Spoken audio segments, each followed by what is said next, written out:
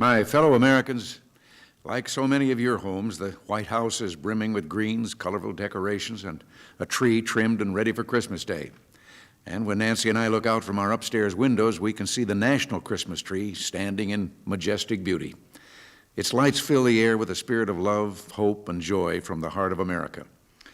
I shared that spirit recently when a young girl named Amy Benham helped me light our national tree. Amy had said that the tree that lights up our country must be seen all the way to heaven, and she said that her wish was to help me turn on its lights. Well, Amy's wish came true, but the greatest gift was mine, because I saw her eyes light up with hope and joy just as brightly as the lights on our national tree, and I'm sure they were both seen all the way to heaven, and they made the angels sing. Christmas is a time for children, and rightly so. We celebrate the birthday of the Prince of Peace who came as a babe in a manger.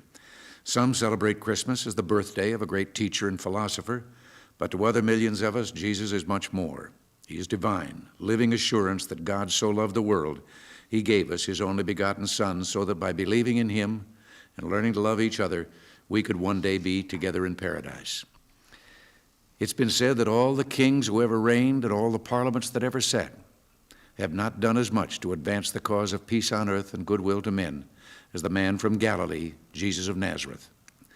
Christmas is also a time to remember the treasures of our own history. We remember one Christmas in particular, 1776, our first year as a nation. The Revolutionary War had been going badly, but George Washington's faith, courage, and leadership would turn the tide of history our way.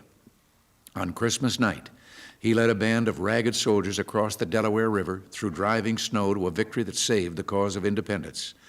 It's said that their route of march was stained by bloody footprints, but their spirit never faltered and their will could not be crushed. The image of George Washington kneeling in prayer in the snow is one of the most famous in American history. He personified a people who knew it was not enough to depend on their own courage and goodness. They must also seek help from God, their Father and Preserver. In a few hours, families and friends across America will join together in caroling parties and Christmas Eve services. Together, we'll renew that spirit of faith, peace, and giving which has always marked the character of our people. In our moments of quiet reflection, I know we will remember our fellow citizens who may be lonely and in need tonight. Is the Christmas spirit still alive, some ask? Well, you bet it is. Being Americans, we open our hearts to neighbors less fortunate. We try to protect them from hunger and cold, and we reach out in so many ways, from Toys for Tots drives across the country, to Goodwill by the Salvation Army, to American Red Cross efforts which provide food, shelter, and Christmas cheer from Atlanta to Seattle. Churches are so generous it's impossible to keep track.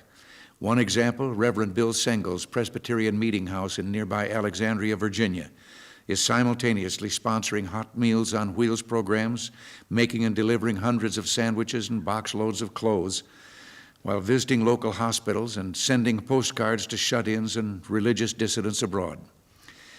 Let us remember the families who maintain a watch for their missing in action. And yes, let us remember all those who were persecuted inside the Soviet bloc, not because they commit a crime, but because they love God in their hearts and want the freedom to celebrate Hanukkah or worship the Christ child. And because faith for us is not an empty word, we invoke the power of prayer to spread the spirit of peace. We ask protection for our soldiers who are guarding peace tonight, from frigid outposts in Alaska and the Korean demilitarized zone to the shores of Lebanon. One Lebanese mother told us that her little girl had only attended school 2 of the last 8 years.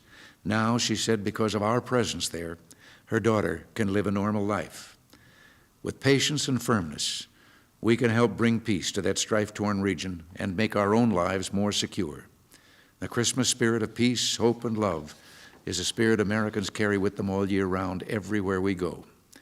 As long as we do, we need never be afraid, because trusting in God is the one sure answer to all the problems we face. Till next week, thanks for listening. God bless you, and Merry Christmas.